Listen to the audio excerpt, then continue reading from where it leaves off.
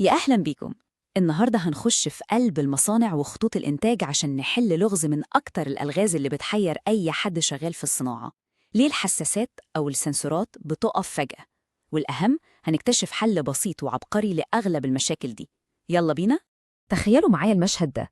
خط الإنتاج شغال زي الفل، كل حاجة ماشية زي ما الكتاب بيقول، وفجأة هوب، كل حاجة وقفت. صفارات الإنذار بتضرب والناس كلها بتجري ومش فاهمة فيه إيه. في معظم الأوقات السبب ورا كل اللخبطة دي بيكون عطلة صغير جدا في قطعة إلكترونية بسيطة قوي. القطعة دي هي بطل القصة بتاعتنا النهاردة، بس هو بطل محدش بياخد باله منه قوي. السنسور. السنسورات دي ببساطة هي الجهاز العصبي بتاع المصنع. هي العينين والودان اللي بتشوف وتحس بكل تفصيلة صغيرة بتحصل. من غيرها المصنع كله كأنه بيجيله شلل. دورها أساسي، بس للأسف كتير بننسى أهميته.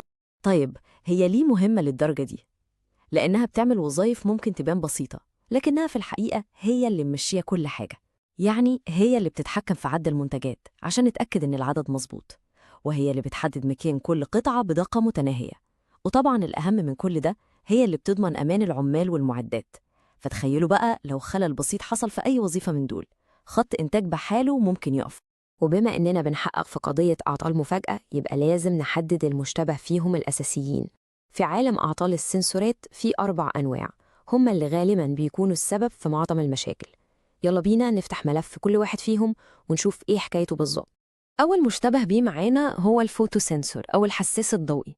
ده نقدر نعتبره العين اللي سهران على خط الإنتاج، هو اللي بيراقب كل منتج بيعدي قدامه، سواء بقى كان بيبعت ويستقبل شعاع ضوء أو بيعتمد على عكس الضوء من على المنتج نفسه عشان يعرف إنه موجود. مهمته الأساسية إنه يتأكد من وجود العبوات أو المنتجات في مكانها الصح. والحلو في الموضوع إن أشهر أعطاله حاجات تافهة جدا، أي حد يقدر يحلها بسهولة. يا إما العدسة بتاعته عليها شوية تراب، أو المسافة بينه وبين المنتج محتاجة تتظبط. بس كده. نيجي بقى للمتهم التاني في القضية بتاعتنا، وهو البروكسيميتي سنسور أو حساس التقارب. ده بقى متخصص في الكشف عن الأجسام من غير ما يلمسها خالص، وحرفياً موجود في كل حتة في أي مصنع. وظيفته إن يحس بوجود المكونات من مسافة قريبة جدا. في منه أنواع بتشوف المعادن بس، وأنواع تانية بتشوف أي مادة تقريبا. مشاكله الشائعة بتكون حاجة من اتنين: يا إما المسافة بينه وبين الجسم اللي المفروض يشوفه بعيدة زيادة عن اللزوم، أو في حالات قليلة يعني ممكن يحصل تلف داخلي وساعتها لازم يتغير. المشتبه بيه التالت في الملف بتاعنا هو الليفل سنسور أو حساس المستوى. زي ما اسمه بيقول بالظبط، هو المسؤول عن قياس مستوى المواد جوه الخزانات والتنكات الكبيرة. سواء كانت المادة دي سايلة أو حتى بودرة، العطل الأكثر انتشاراً هو إن المادة دي نفسها بتتراكم على جسم السنسور. التراكم ده بيخليه يدي قرايات غلط، كأنه بيقول إن التانك مليان وهو فاضي أو العكس. وطبعاً ده ممكن يسبب كوارث، زي إن الخزان يفيض أو الإنتاج يقف عشان مفيش خامات. ونوصل لآخر متهم معانا في قائمة النهاردة، وهو البريشر سنسور أو حساس الضغط. ده بقى دوره حيوي جدا، لأنه بيراقب ضغط السوائل والغازات جوه المواسير والأنظمة المقفولة. وظيفته إنه يتأكد إن الضغط في الحدود الآمنة والمطلوبة للتشغيل. وأشهر مشاكله هي إن فتحة القياس بتاعته تتسد، أو مع الوقت والاستخدام الكتير دقته بتقل وبيحتاج تعملوا معايرة أو إعادة ضبط. ابتديتوا تلاحظوا إن في نمط معين بيتكرر في أغلب المشاكل دي؟ بعد ما شفنا كل الأعطال دي واللي أغلبها سببه حاجات خارجية بسيطة زي التراب أو مسافة مش مظبوطة، أكيد بدأنا نفكر إن الحل مش لازم يكون معقد. والحقيقة إن في قاعدة ذهبية بسيطة جدا ممكن تحل معظم المشاكل دي في دقايق معدودة.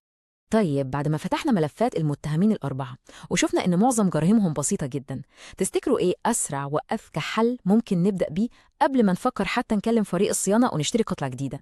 الحل أبسط بكتير مما أي حد يتخيل، وهو كله في خطوتين 2 بس.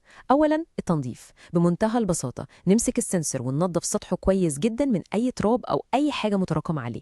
ثانياً، الضبط. نتأكد من المسافات والإعدادات بتاعته ونرجعها لوضعها الصح. خطوتين مش محتاجين أي معدات معقدة ولا خبرة خارقة. وهنا بقى تيجي المفاجأة الكبيرة.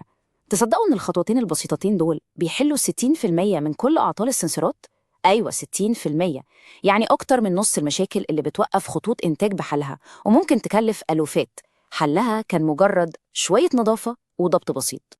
وعشان كده الخلاصة والمبدأ اللي المفروض نمشي عليه كلنا هو إننا دايما نبدأ بالأساسيات قبل ما نفكر في الحلول الصعبة والمكلفة. لازم نتأكد من أبسط الحلول اللي غالبا بتكون قدام عينينا بس مش بنشوفها. القاعدة الذهبية دي لازم نحفظها صم ونعلقها قدامنا في الشغل. قبل ما تغير أي سنسر نضفه واظبطه الأول. الجملة دي لوحدها ممكن توفر ساعات طويلة من التوقف وخسائر مادية كبيرة قوي. وفي النهاية هحب أسيبكم مع السؤال ده تفكروا فيه. يا ترى حجم الوقت والفلوس والمجهود اللي ممكن نوفره لو طبقنا القاعدة البسيطة دي وبقت هي أول حاجة نعملها كل مرة تحصل فيها مشكلة؟ الإجابة ممكن تكون أكبر بكتير من اللي بنتخيله.